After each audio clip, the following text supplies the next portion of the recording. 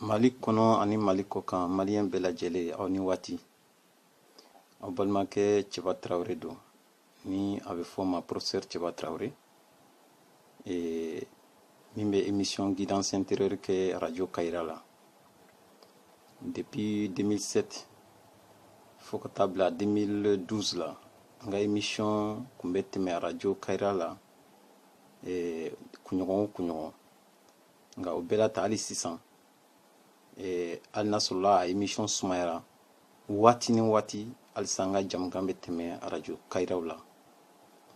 Nin yɔrɔ la an ka foli b'u ye ani fɛn fɛn kun bɛ lamɛn radio Kayira la émission guidance intérieure professeur Cɛba Tarawele a kun bɛ kɛ ne fɛ ani n balimakɛ n'o ye docteur Abdul Karim Samake. O la n dɔnnen don radio Kayira sababu la, n dɔnnen don kɔ kan Mali kɔnɔ radio kan, nka peut-être caman tɛ n yelen dɔn. O la n y'a latigɛ nin waati la ka émission guidance yɛrɛ ka a tɔ sinsin réseaux sociaux sanfɛ.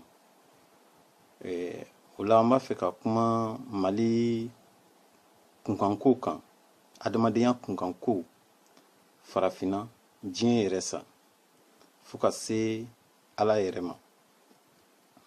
Ni n y'a latigɛ ka jamukan caman ta o la k'a daminɛ bi la fo ka se peut-être don nataw ma sa, fo ka se don min na Ala y'a latigɛ k'a dabila. N b'a fɛ don o don aw bɛ se k'an ka jamukan kelen sɔrɔ. Ni minnu tun bɛ ne ka émission lamɛn n'o ye guidance intérieure ye, siɲɛ caman ka jamukan tun bɛ boli adamadenya kan. Fɛn o fɛn bɛ adamadenya fana na a bɛ boli o kan. Nka ka politiki ta directement n ka jamukan caman ma boli o kan. Hali n'a sɔrɔla a kumasen dɔw tun bɛ kɛ n ka jamukan kɔnɔna na. Mais Mali bɛ yɔrɔ min na komi bi, a ka kan an ka kuma parce que ni Ala ye dɔnniya dɔ kalifa i la, Ala ye faamuya dɔ k'i la, ni a y'o kɛ adamaden bɛɛ ye, a ka kan an kɛ an hakilinaw falen falen ɲɔgɔn na pour que an bɛ ɲɔgɔn sɔn hakili la. O de la ni aw ka jɛn ne b'a fɛ ka vidéo kɛli daminɛ. Aw bɛ se ka abonné n ka page la ni ye page kura min labɛn a kama, n'o ye ka Mali, Ala ka Mali, page tɔgɔ Ala ka Mali.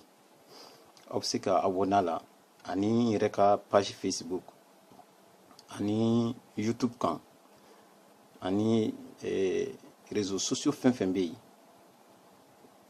a caman bɛ yen ne bɛ a bɛɛ lajɛlen kan. N ka foli b'aw bɛɛ lajɛlen ye nin waati la. O la n bɛna jamukan fɔlɔ min ta balimaw, o de ye Mali ka mankan daminɛna waati min ani an ka bɛnkan sɛbɛn min bɛ yen ni an b'a fɔ o ma accord de paix. N b'a fɛ ka o fila ta ka kuma o kan waati kunkurunin kɔnɔ ka n fɛla fɔ a kan. Balimaw, coup d'état nana kɛ Mali ATT la waati min 2012. Coup d'état balila ne na i n'a fɔ a balila maliyɛn caman na cogoya min na, parce que ne kun tɛ se ka a faamu o waati k'a fɔ Mali ye san 20 de kɛ démocratie la, k'a fɔ de ko don dɔ la coup d'état bɛ se ka kɛ Mali la.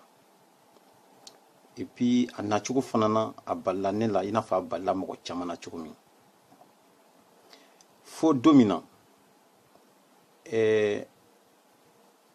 Aya bɔra télé la k'a fɔ ko ATT tɛ président ye tuguni, ko institution bɛɛ binna, ne kun ma se ka da coup d'état la. Bien que tant que n tɔɲɔgɔn caman kun bɛ yen, ko jateminɛ kɔsɔn olu y'a latigɛ ne ye déjà k'a fɔ nin ko nin a bɛna laban coup d'état ma. Mais ne kun b'o sɔsɔ n k'a tɛ se ka kɛ. mais a kɔni kɛra. A tɛ ko a kɛra a ma kɛ a kaɲi a man ɲi n ka problème t'o yɔrɔ la a balila n na de. O la Mali nana don crise ba kɔnɔ, gɛlɛyaba. Crise kɔnɔna na ni o ye kɔrɔnfɛla ko kɛlɛ ye. Maliyɛn i n'a fɔ maliyɛn tɔ bɛɛ lajɛlen, n fɛnɛ hamina tun tɛ dɔwɛrɛ fosi ye bɛn ka segin Mali kɔnɔ sisan. N b'a dɔn k'a fɔ maliyɛn bɛɛ y'a yɛrɛ di walasa bɛn ni kelenya bɛ se ka segin Mali kɔnɔ. Maliyɛnw sɛgɛnna, lajɛ caman kɛra, hamina caman fɔra, dusukasi caman jirala. Ni mankan kosɔn, ni kɛlɛ kosɔn. Mais maliyɛnw y'u sen don k'u bolo don ka fɛn bɛɛ lajɛlen kɛ walasa bɛn ani kelenya bɛ se ka segin Mali kɔnɔ cogoya min na. Mais an bɛ don min na komi bi halisa bɛn ani kelenya ye sugokan ye maliyɛnw de bolo. Ka d'a kan don o don mankan de bɛ yen. Don o don a bɛ fɔ fagali kɛra nin yɔrɔ la, a bɛ fɔ bingani kɛra nin yɔrɔ la, a bɛ fɔ ko bɔmu cira nin yɔrɔ la, a bɛ fɔ dɔw ni torala nin yɔrɔ la, a bɛ fɔ nin fɛn nin suyɛnna. Mankan de bɛ don o don. Vraiment maliyɛnw sɛgɛnna. Parce que sɛgɛn façon dɔ bɛ yen, a dusukasilaman, ko dɔ bɛ ka kɛ i se t'a la, wa a kɛli a man di ye mais i se t'a a kɛbaliya la, o dusukasi ka bon kojugu. Vraiment maliyɛnw sɛgɛnna. An kɛ Ala deli yɛrɛ, Ala kɛ i ɲɛ jɔ Mali la ten sa, walasa bɛn ani kelenya bɛ se ka na Mali kɔnɔ cogo min. Ne yɛrɛ, ne ye n sigi ka miiri munna de bɛn ka di maliyɛnw ye mais munna de bɛn nin tɛ ka se ka na Mali kɔnɔ, mun de la? A tun bɛ ne miiri jɛnya kosɛbɛ. N ti sigi, n ti da, n ti wuli, n bɛ hami kuma bɛɛ mais mun de la? Parce que kɛlɛ bɛ ka kɛ cogo min, kɛlɛ bɛ ka kɛ ko minnu na, ɲɛ tɛ a kun fosi la min bɛ se k'a to an ka se nin yɔrɔ ma. Alors ne yɛrɛ ye jaabi min sɔrɔ, n b'a fɛ k'o da o tulo kan. Kɛlɛ ni Mali kɛlɛ ni a labɛnna de, k'a labɛn a banbaliya kama. Parce que dabɔ kama kɛlɛ bɛ yen, mais kɛlɛ dɔw bɛ yen a ma dabɔ a kama. Ne taara e fɛ yen, n ye wale dɔ kɛ, n m'a kɛ kɛlɛko ye, nka n y'a ye a digirila, wa a digirila fana an kɛlɛla. O kɛlɛ façon o ti dabɔ kama kɛlɛ ye, wa ni kuma kɛra o la dɔrɔn ka ɲɔgɔn kuma ɲɔgɔnya, o bɛ ban. Du kɔnɔ, kabila la, sigida la, mɔgɔ dɔw bɛ kɛwale dɔw kɛ ɲɔgɔn na, a ma c'est à dire fankelen m'a dabɔ ko a bɛna kɛ kɛlɛ ye, nka dɔnni ka faamuyalibaliya o bɛ se k'a laban kɛlɛ ma. Olu n'a ɲɔgɔnnaw, an bɛ dimi ɲɔgɔn kɔrɔ, an bɛ kɛlɛ sigida la, donc dugu kɔnɔ. O kɛlɛ modèle o ye kɛlɛ de ye. Ni kuma kɛra o la, o bɛ ban. Mais kɛlɛ modèle min ni a labɛnna k'a fɔ n bɛna kɛlɛ kɛ, hali ni u ko k'a ka ban, a ti ban. O ye Mali kɛlɛ de ye. Donc dabɔnkama kɛlɛ o ye Mali kɛlɛ ye.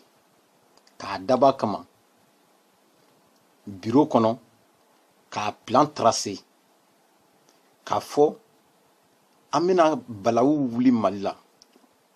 Balawu ni a ti dan sira la fo an ka laɲini ka sabati, sinon an tɛ kɛlɛ nin dabila. Ne ye jaabi min sɔrɔ o y'o ye.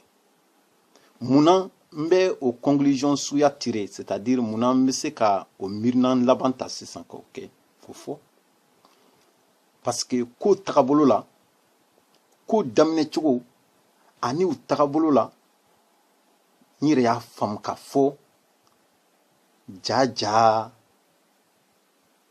a bango tɛ o kɔnɔ. Parce que ko tagabolo la i b'a dɔn min sɛbɛ ye a ko banni ye walima min sɛbɛ t'a ye. O yɛrɛ ne y'o faamu min kɛ o ye ne lafiya Maliko la k'a ɲɛɲini cogoya wɛrɛ la min bɛ se k'a to bɛn bɛ se ka na cogoya min na, parce que bɛn nin a ka di an bɛɛ ye, a ka di mɔgɔ bɛɛ ye. Jamana bɛ yɔrɔ min na, surtout maliyɛndenw tun ma dege fɛn min na, kɛlɛ modèle minnu na, o kɛlɛ modèle de nana. O la crise nana kɛ o cogo la ten. A labɛnna jɔn fɛ? Parce que fo i ka o de fɔ. Kɛlɛ labɛnbaga komi a labɛnna dibi la, n fɛnɛ y'a dɔn dibi la, c'est-à-dire jɔn de y'a labɛn. Jɛkulu dɔw bɛ Mali kɔnɔ ni jɛkulu dibilamaw bɛ Mali kɔnɔ, u n'u jɛɲɔgɔn jɛkulu minnu bɛ kɔ kan Faransi jamana ninnu na, olu de ye Mali balawu nin labɛn k'a dabɔ balawu yɛrɛ kama quoi. O sitana jɛkulu minnu bɛ Mali kɔnɔ ani u tɔɲɔgɔn jɛkulu minnu bɛ kɔ kan, u ye Mali balawu nin labɛn a kɛ dabɔ, a kɛra fɛn o fɛn ye a kɛ dabɔ o de kama. Dɔw kɔtɔ halisa i jɔ ko professeur i bɛ prévu fɔ an ɲɛna. Prévu bɛ yen ka ban, bɛɛ ɲɛ bɛ prévu la ka ban,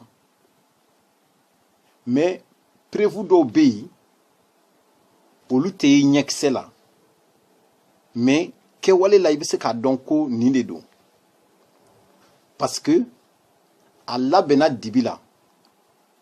N'a labɛnna dibi la, a ma fɔ kɛnɛ kan f'i k'a ɲɛɲini dibi fana na. Ne fana y'a ɲɛɲini dibi la k'a dɔn dibi la k'a fɔ ko kɛlɛ nin i n'a fɔ maliyɛn yɛrɛ bɛɛ b'a kalama déjà, a labɛnna de, wa a ma labɛn kɔkanmɔgɔw dɔrɔn bolo, mais a labɛnna kɔkannamɔgɔw de fana bolo. Problème de bɛ yen. Pour que ka kɛlɛ ban, an nana ka a fɔ an ni marifatigiw an ka bɛn fɛn kelen ma, an kɛ ɲɔgɔn kuma ɲɔgɔnya.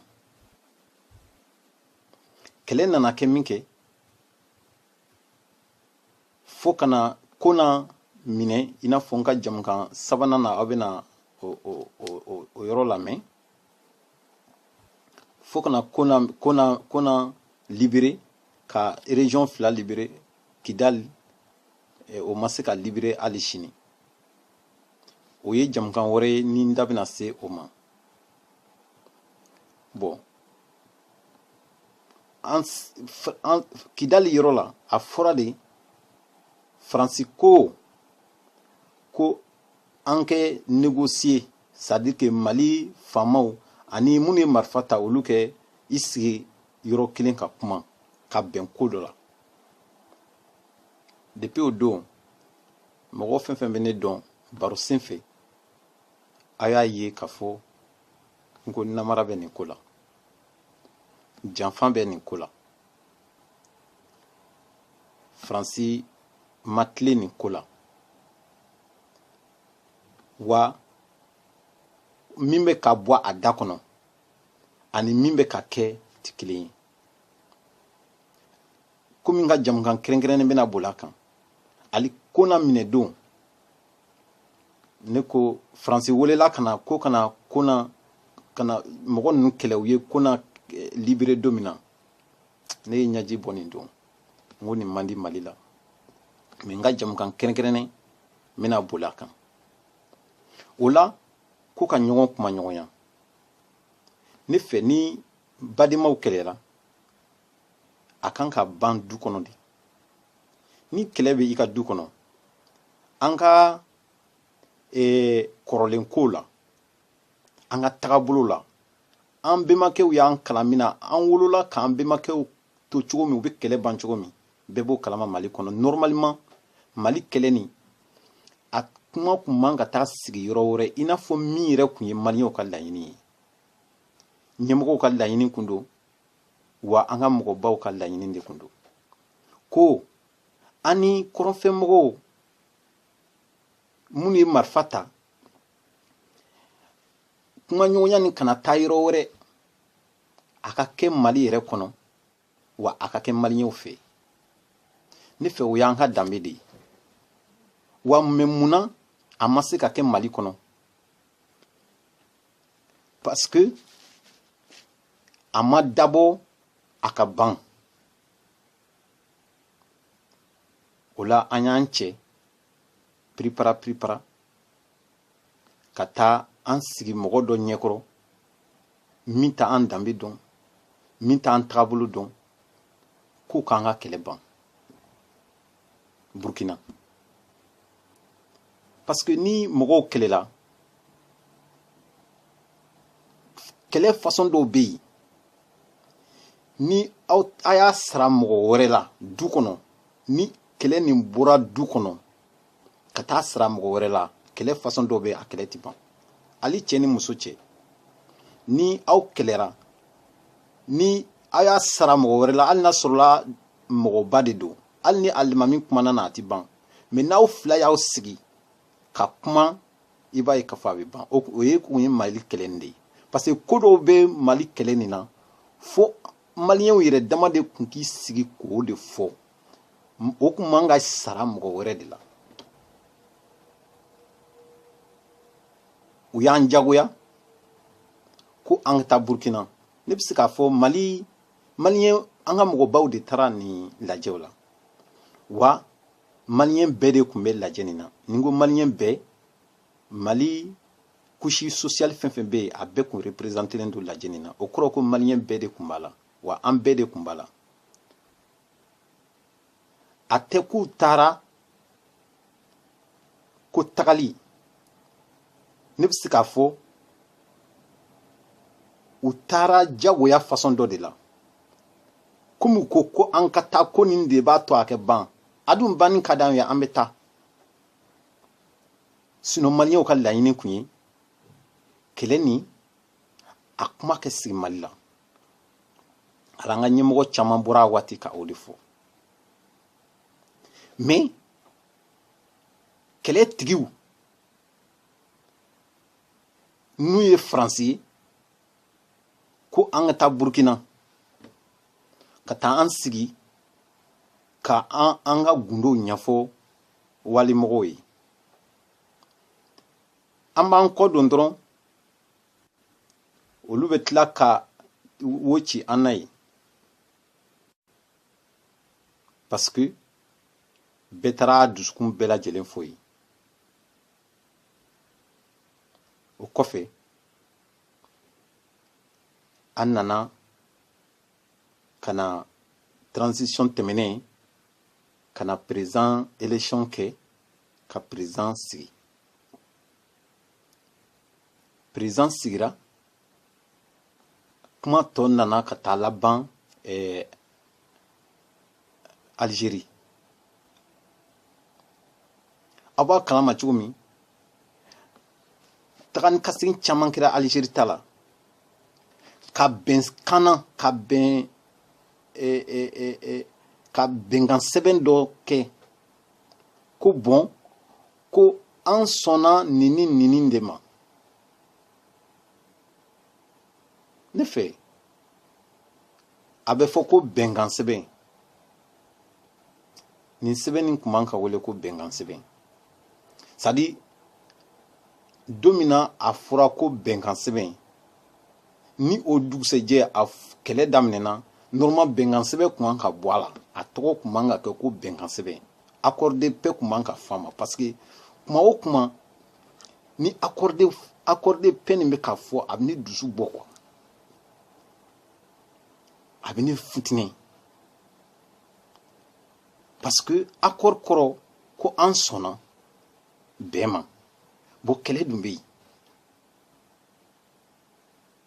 o accord n'o yɛrɛ kɛra livre ba ye o livre yɛrɛ tilara ka na to ka bato ka tɛmɛ hali an ka kuranna ni bible kan parce que mɔgɔ damana wuli accord de paix ɲɛmɔgɔ damana wuli accord de paix maliyɛn mana taa kɔ kan accord de paix bon quand an sɔnna bɛn ma bɛnkan sɛbɛn an y'o kɛ sɛbɛn an ni ɲɔgɔn cɛ mais bɛn tɛ yen c'est pas clair a tile kelen ma ne la convaincu parce que ni bɛn bɛ yen kɛlɛ tɛ kɛ ni sɔrɔ an sɔnna kɛlɛ tɛ kɛ donc a kana fɔ ko accord de paix vraiment accord de paix bɛ ka ne tɔ futinɛ ka taa fɛ hali o sɛbɛnw yɛrɛ bolonɔ bɛ da la waati min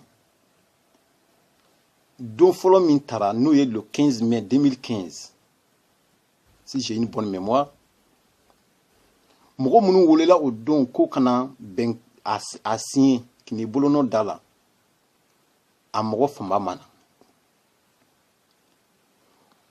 don wɛrɛ de tara k'u lajagoya u kana i bolonɔ da la n'o ye le 20 juin 2015 ye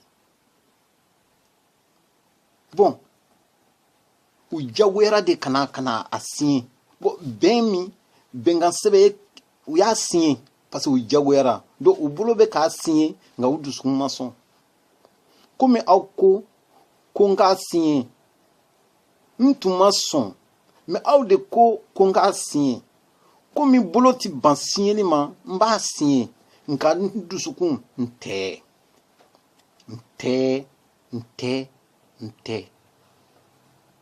komi dusukun o mɔgɔ ɲɛ t'o la mais a kɛwaleya an ɲɛ b'o la dɛ o de la bɛnkan sɛbɛn nin ne ka proposition ye min ye o de filɛ nin ye an kɛ bɛnkan sɛbɛn nin an kɛ bɔ bɛnkan sɛbɛn nin kɔ ka bɛnkan sɛbɛn nin k'a bila kɛrɛfɛ k'a kɛ i n'a fɔ an ma deli ka sigi ka kuma yɛrɛ c'est à dire maliyɛnw dama min bɛ kɛlɛ la an kun bɛnna min na ko o ye bɛnkan sɛbɛn de ye o bɛnkan sɛbɛnw sisan komi bɛn tɛ yen an kɛ bɛnkan sɛbɛn an k'a bila kɛrɛfɛ pewu parce que a tɛ ka se ka na ni bɛn ye c'est que namara bɛ yɔrɔ dɔ la parce que ni namara b'a kɔnɔ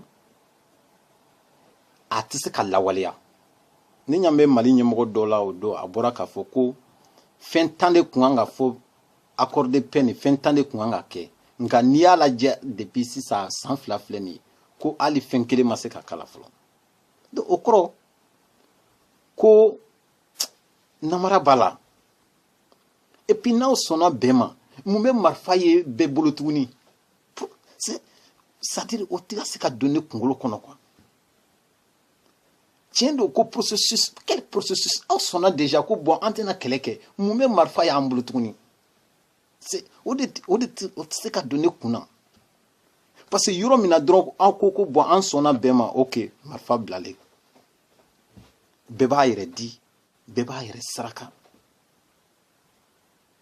vraiment o la dannayaw bɛ na dɔɔni dɔɔni nka ka marifa t'an bolo aw ko dannaya ka na n'i ye marifa bila a ko to n faga ni fana ye marifa bila a ko to n faga vraiment o tɛ bɛn ye dɛ o ti bɛn maliyɛnw sɛgɛnna maliyɛnw sɛgɛnna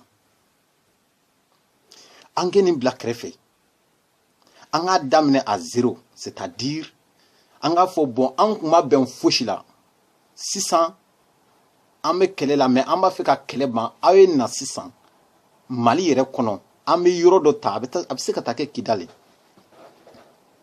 an bɛ taa kuma Kidali an maliyɛn dama nafigi si k'i da don a la an k'a fɔ ko papier min kun siɲɛna an taar'o bi c'est-à-dire que kɛlɛ papier de don an k'a bila kɛrɛfɛ o la sisan an yɛrɛ dama de bɛna kuma n'an bɛnna min na an b'o fɔ diɲɛmɔgɔw ye nafigi si k'i da don a la hali Faransi kana bɔ a kalama peut-être dɔw ko t'a fɔ ko j'ai l'esprit nationaliste ce n'est pas du nationalisme non. Mais ko bi ɲɛ cogo min a kan ka kɛ ten de je ne suis pas parce que ni Mali ni Faransi cɛ a jamukan bɛ n bolo peut-être tile 2 na aw bɛna ye n ka publication na o tɛ mɔgɔ si k'i da don a la an yɛrɛ dama an bɛ taa an yɛrɛ furongo ɲɔgɔn ye ka tila ka kasi ɲɔgɔn ye Mali kɛlɛ nin a bɛ ban pewu o ma se hali G5 des trucs comme ça a ma se o la an ka kɔrɔlen ko bɛ yen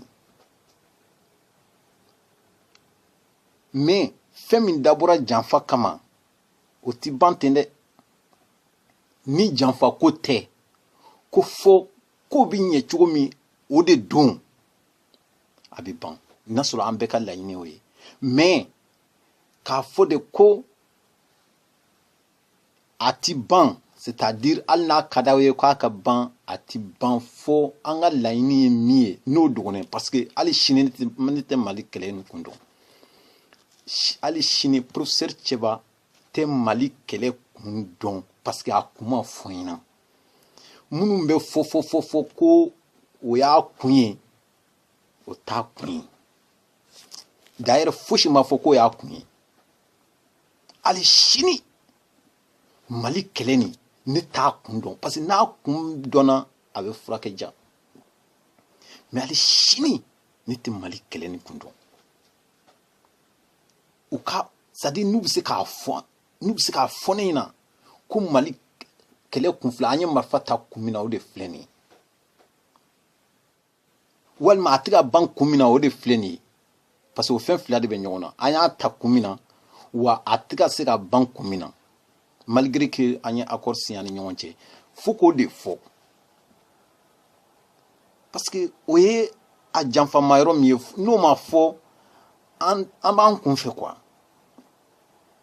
parce que tasuma bɛ wuli yɔrɔ min n'an taara faga ye ka taa sɔrɔ a sisi bɛ bɔ yɔrɔ min an bɛ taa ka taa an biri o yen na ka sɔrɔ a bɛ ka don yɔrɔ a bɛ ka ɲaga yɔrɔ min na an tɛ ka se yen ma o problème de bɛ yen maliyɛnw donc accord nin ne b'a dɔn k'a fɔ wari caman donna la an ka mɔgɔ maliyɛn bɛɛ y'an sen don a ko la mais comme an yɛrɛ ɲɛ b'a la sisan accord nin accord tɛ désaccord de don an ma se ka bɛn a la papier nin kɔrɔ ko an ma bɛn ko la bon sisan an k'an sigi tuguni an ka bɛn ko kura la o ye ne ka proposition ye dɛ président nɔ tɛ gouvernement nɔ tɛ i tɛ se k'i bolosi mɔgɔ si la k'o de nɔ don an yɛrɛ y'a ye sisan ko an taara kuma minnu fɔ an m'an tile ɲɔgɔn ye bon sisan an k'o bɛɛ bila kɛrɛfɛ sa an ka na tuguni na an k'an sigi mun de bɛ yɛrɛ de an k'o fɔ ɲɔgɔn ɲɛna an ka bɛn ko la o ye ne ka proposition ye n kun t'a fɛ ka jɛnya video nin na ka tɛmɛ 30 minutes kan. N bɛ duwawu de kɛ sa Ala kɛ halisa hakili ɲuman di an ma, halisa ka bɛn ni keleyala na, parce que ni an bɛnna ko la Mali ka di koyi. Ne bɛ kɔ kan sisan, n b'a dɔn sisan de ko Mali ka di, mais n ka jamukan kɛrɛnkɛrɛnnen bɛna bolo kan danfara min bɛ Mali ni jamana tɔw ni ɲɔgɔn cɛ. Nord ni n'an bɛnna ko la, Nord na an bɛ a se ka Nord ni yɛlɛma ka kɛ yiriforo ye. Wa Ala min y'an dan, Ala b'a fɛ ka koba de kɛ Mali ye. Mais ka an to nin na, ka an to kɛlɛ la, ka an to bɛnbaliya la, ka an to juguyaba la, Ala t'a kɛ diɲɛ na. Naloma tɛ Ala ye o. Naloma de ye Ala ye, ko Ala bɛ a ka koɲumanw ka olu fɔ an ɲɛna, k'a ka koɲumanbaw yira na, an bɛ se ka yiriwa cogo min ka an to balawu la. O tɛ se ka kɛ o. Dusukun bɛ Ala la, dusukun tɔɔrɔlen don. A b'i n'a fɔ ni dusukun tɔɔrɔlen don i denw kɔrɔ, i tɛ se k'i ka koɲuman ta k'a d'u ma. I b'a fɔ k'u b'a tiɲɛ. Bon kuma o kuma ni Ala b'a fɛ ka koba k'an ye, Ala b'a fɔ ko n t'a kɛ parce que aw bɛ kɛlɛ la. Munna kɛlɛ in tɛ ka ban de? A y'a kɛ Ala kama. A y'a kɛ Ala kama. An y'a jira ko an ye adamaden ye. Vraiment. Fɛn o fɛn bɛ kɛlɛ na Nord la, a y'a kɛ Ala kama. A ye kɛlɛ ni dabila. Faransi bɛ k'aw nɛgɛn. Nanfigiw bɛ k'aw nɛgɛn. Nafolo kosɔn. Nafolo. Mun de don nafolo la? Nafolo nin ye mun de ye? Ka tɛmɛ bɛn kan. Nafolo kosɔn. Bɛn yɛrɛ de b'a to nafolo bɛ dun ka ɲɛ. Mais e bɛ kɛlɛ o la pour ka nafolo sɔrɔ. Hali ni y'o sɔrɔ i bɛ se k'o dun. Ko ka Mali tila. Bon, vraiment, dugukolo bɛ se ka tila. I ta ye nin ye, i ta ye nin ye. Mais adamadenw tɛ se ka tila dɛ. Adamadenw tɛ se ka tila. Adamadenw tɛ se ka tila. Maliyɛnw bɛ ɲɔgɔn kan, a bɛ san bayiri ka bɔ. Depuis tubabuw mana an fɛ yan, mɔgɔninfiɲɛw donna ɲɔgɔn na. Ko ka olu fara ka dɔw kɛ yan, ka dɔw kɛ yan. Ne fɛ o tɛ problème ye bi. Diɲɛ bɛ k'a lajɛ ka fara ɲɔgɔn kan. An man ca, an b'a la k'a fɔ ko an bɛ ka fara. Est-ce que o hakilina yɛrɛ kan ka na wa? Ni jamana maracogo man ɲi, o ɲɛnabɔ cogoya wɛrɛ bɛ yen. Nka ka marifa an yɛrɛ dama dugukolo kelen kan, an kɛ marifaw ta ɲɔgɔn kama ka ɲɔgɔn faga, ka marifa san dunan yɛrɛ fɛnɛ bolo nkɔ, ka wariba d'o ma. An bɛ ka wari d'o ma. Wari nin t'an bolo, wari yɛrɛ t'an bolo, mais an bɛ ka wari ɲini tuguni k'o don marifa la, k'o wari di dunan dɔ ma, ko ka mɔgɔw ma tuguni olu kɛ marifa dilan ye, k'an ka na an yɛrɛ faga. Est-ce que o tɛ nalomaya ye? A bɛ yafa n ma dɛ. A bɛ yafa n ma ni o kuma dira. Vraiment, ne kɔni m'o faamu. O marifa ditɔ, minnu ye, an bɛ marifa san minnu bolo, o marifa ditɔ, a hakili la k'olu bɛ mun de fɔ an ma? Naloma? U b'a fɔ ko ninnu ye naloma de ye. U t'u yɛrɛ faga sisan. U bɛna marifa nin kɛ de. U yɛrɛ dama bɛ ɲɔgɔn na ye, u bɛna ɲɔgɔn faga. Non. Marifa kan ka sugusuguya de diyagoya kan ka san, an b'a fɔ ko an tɛ. An mako t'a la. Ka duwawu kɛ. Mali nin, a ka kɛ Ala ta ye. Ala kɛ Mali kɛ Ala ta ye. Aw k'an bɛn siɲɛ wɛrɛ. Aw ni ce, a ni baraji.